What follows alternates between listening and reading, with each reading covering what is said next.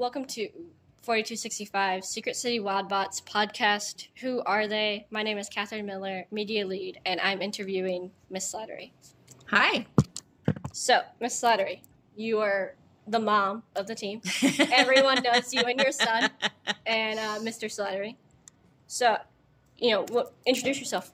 Yeah, so my name is Margaret Slattery. I also I go by Mama Bot. That is my sweatshirt name. I'm very proud of that. I love to wear that. And I have been a first volunteer. I think I'm on year 12 now. Wow. Yeah, so I was an FLL coach for many years, and now I make a lot of meals for the FRC team, and I help with communications. So what was your FLL team that you coached? The Disco Robots. And your husband, Mr. Slattery, yes, was also helping. Yes, so we were co-coaches. Yeah. Saw an FRC competition before we got involved, and that's what made us say we would like to be involved with robotics when they're younger, elementary and middle school, and with the goal of always coming to the FRC team. And we it was a friend from work that said, hey, this just started. It's the first year that we came and we watched the FRC team. We were blown away. And he looked at me and he says, I think I see our future here. What made you join the team? I know your son, Devin Slattery, is on the team. Yeah, we've had two kids. Yeah, was it him that, and Bobby, mm-hmm. He was also on here. Was it Bobby and Devin that kind of dragged you guys in, or was it your past of coaching?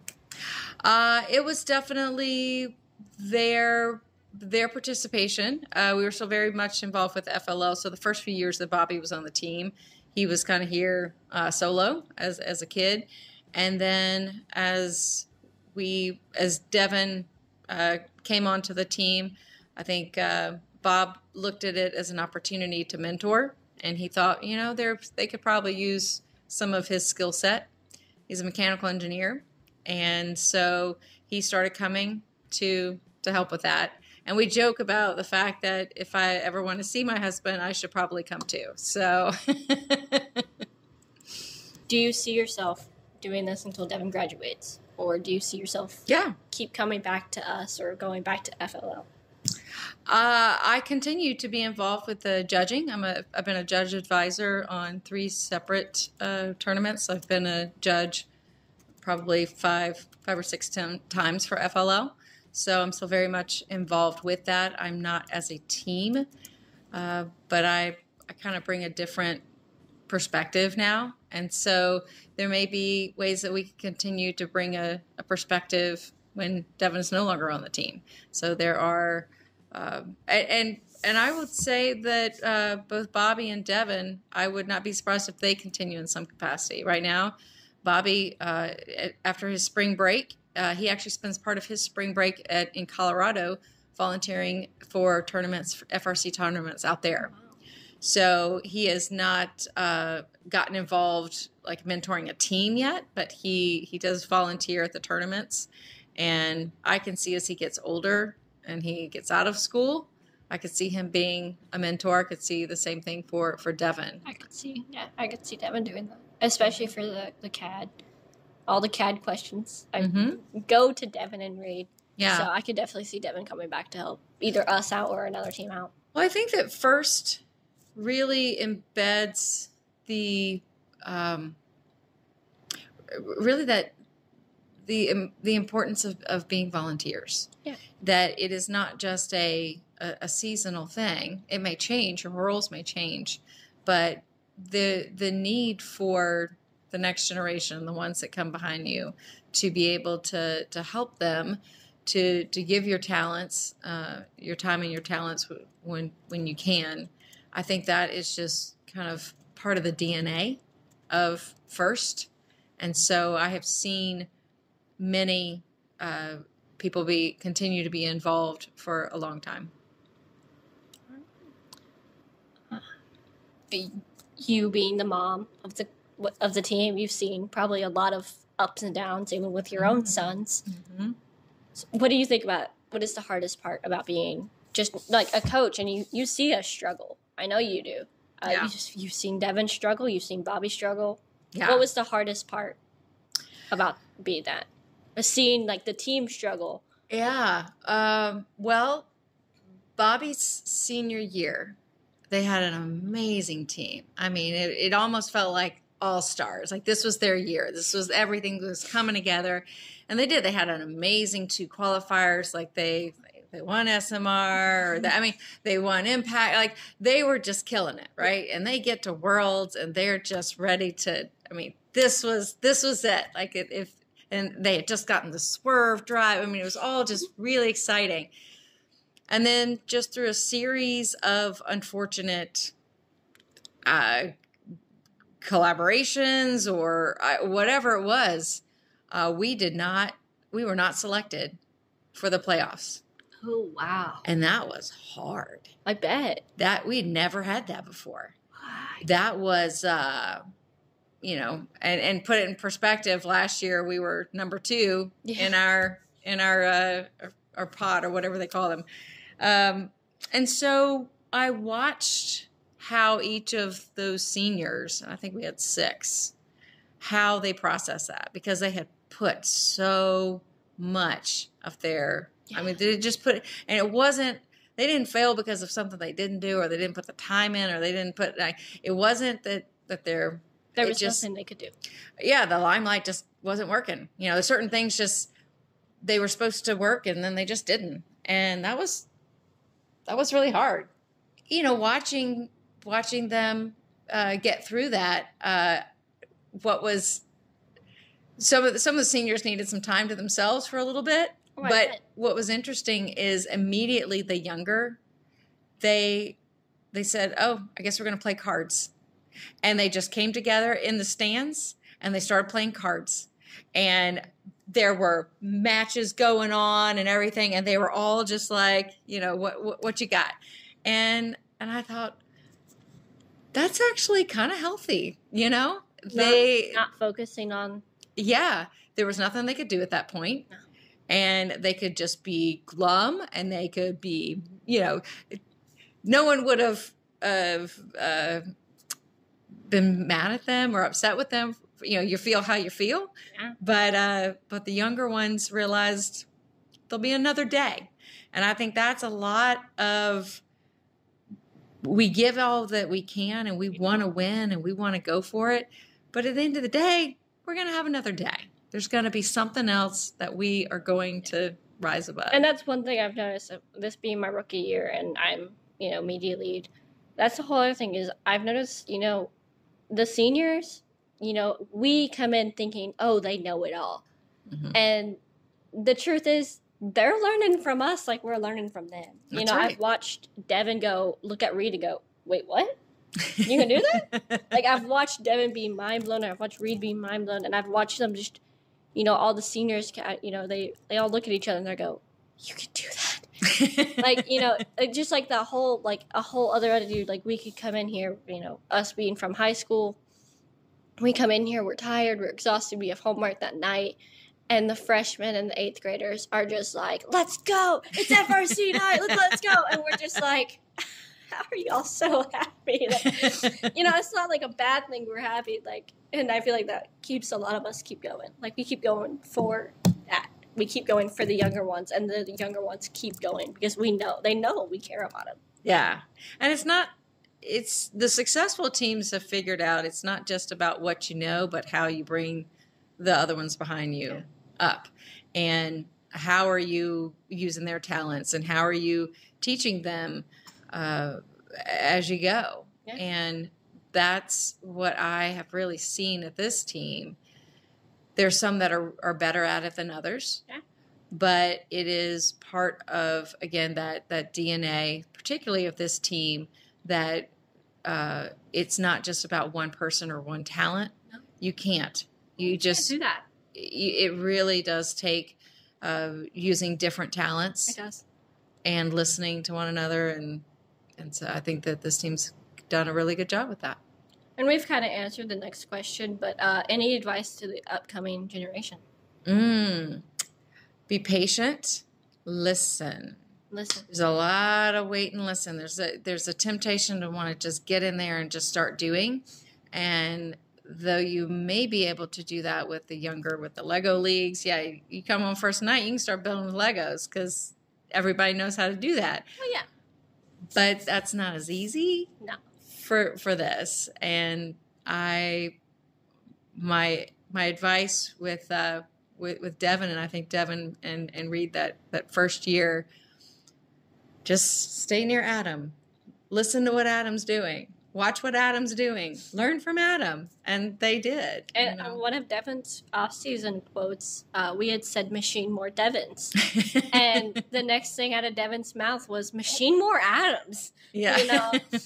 And you could just tell, you know, Devin learned from Adam, and then I came in from the team and drifted away from, you know, Frieza's shadow and found myself learning from Devin and Reed and constantly watching Devin and Reed. Mm-hmm. You know, it was always me, like, oh, where's Catherine? Oh, she's probably watching Devin and Reed in the hangar. Like, it was always like, I was so fascinated with how they worked. The first time I saw them work, I was like, whoa. You know, nothing had went the right way for them. Mm-hmm. And they still looked at each other and went, all right, same time tomorrow? All right. So, and, you know, they kept going. And I was like, no, there's no way I could do that. And then here I am with media. And there you go. And I say, like, okay. Like, and I've caught myself late at night doing, what would Reed do? You know, what would Devin do? And I'm like, well, first of all, they probably wouldn't be doing media. But second of all, they wouldn't let this stop them. And I think, you know, that was the biggest thing was, you know, everyone learns from someone different. I know Jaden, he doesn't really learn from Reed. He learns from Devin. And it's just how Devin teaches. Yeah. But there's so many great... Miriam is a great teacher. Yeah. I'm going to be so sad when Miriam leaves. She's been amazing. Yeah. She got me off business or off programming to come to her. And she was amazing. Awesome. Okay. What do you enjoy most about the team?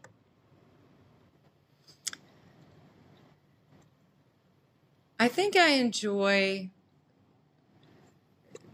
you know, when I go to the competitions, or even if I'm not at one and I'm watching on Blue Alliance, you know, I just get so excited. Like every time that like 3, 2, 1, I'm just like, oh, you know, it's another chance, right? Yeah, it's like everything is you start fresh in a sense every single match, and and anything's possible at every single match, and that's exciting because it's always changing, right? It's not just a matter of yes, your autonomous is going to be pretty much the same and expected, but every match just has its really interesting elements of either just who's on your team or who's against you and who's going to play defense and who's going to be in your way and who's going to be, you know, or no one's going to be in your way, or, you know, or is everything that you expect on your robot working like it's supposed to, or did something snap or whatever. And so there's the unpredictability of it. But just every single match, it feels like anything's possible. Yeah, absolutely. And so it's been fun for me to watch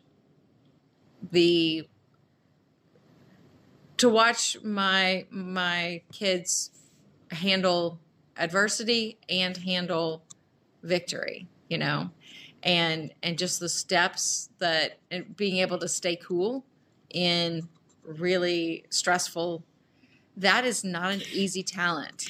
I watched Devin at Roper Rodeo. We were in the finals, and our robot got a wire ripped out of it. It was no one's fault. It got caught on the carpet. Silas couldn't have rid of it. No one who was driving or manipulating could have, you know, controlled it. And I watched Devin immediately leave the field, take off to the pit, grab what we needed, moving, you know, freshmen, telling them, hey, robot's going to be coming in here in about 5 seconds. Get out of the way. And, you know, learn, but also let us work, because we have about, you know, we don't even have 2 minutes to our next match, and we have to be back out on that field. And, you know, Sidewinder gave us a run for our money. Yeah. And it was interesting to watch, you know, because, like, I mean, I'd been to a competition, but just as, like, a visitor, you know, supporting that team. And it was interesting to see, you know, on the team, you know, in the moments where it's red, you look over at the the older kids and the veteran kids, and you would look over at them and you go, what do I do? And you watch them go, you stay calm and you watch for the robots. Yeah. You just watch for everything. Yeah. There's a lot. It's a challenge to stay calm in those moments when you just feel like, what on earth are we going to do? And there are times that, there may be nothing you can do. No. But we got to finals, we won Robo Rodeo, but I mean, there was times where all of us went, are we going to do this? Is a wire by a carpet going to take us out? That was, not today. Like, that was the one thing was like, we were sitting there and I remember I looked over, I think it was Anya, and I said, is a wire from a carpet about to take this team out? And, she had that look of, no, it isn't. But, she knew I was joking. Yeah. And she was just like, maybe, maybe the carpet had it out for us that day. Oh, goodness. All right, for our last question, maybe, it's because you said you were Mama Bot or, it is Devin. What keeps you coming back to this team? Or is it that you want to see your husband? That's a bonus. I truly feel that this program is probably the best program to inspire young people to pursue those careers that we desperately need. And I work in communications, and that's what I do. Like, I'm trying to look at workforce development and how do I inspire kids to go into manufacturing. Yeah. And there's nothing more powerful than the first program. 30 years now that this has been the impact and the exponential effect that Dean Kamen and all those that have pioneered first is mind-blowing. It is. And when you think about how the program could impact one person at a time, and then that impacts their trajectory, and then they turn around and help others, and that impacts their trajectory. It becomes a pattern. It is the multiplying effect is what's really amazing. It really and I is. think being a part of that multiplying effect is that we're building important skills for our children, for our future workforce, for the economy of the United States, for the national security. I mean, it's big stuff. Yeah. And it starts with critical thinking. Yeah. It starts with STEM. It starts with this. Yeah. And it's not that everybody's got to be an engineer. I mean, I'm not an engineer. And that's okay. And I think when we've got to tell kids and parents that it's not just about turning out engineers or machinists. It's about turning out critical thinkers. I mean, look at Amelia. She's, our all-star scrum master. I mean, she's everything. And, she's so good at talking to the public. Mm-hmm. And she can get up in front of this team like it's nobody's business. When all of us are like weary, she's up there and she's talking to adults, and she's talking to this, and she's talking to this person. And I'm just like, how do you do it? Like, how do you do it? These skills are so important. And this program gives a platform for you to flex those skills and to work on those skills and to maybe do things you never thought you could do. Electrical, that was mine. I didn't think I could wire a robot, and Miriam and Blaine taught me. Right. Yeah. And so this is, what keeps me coming back.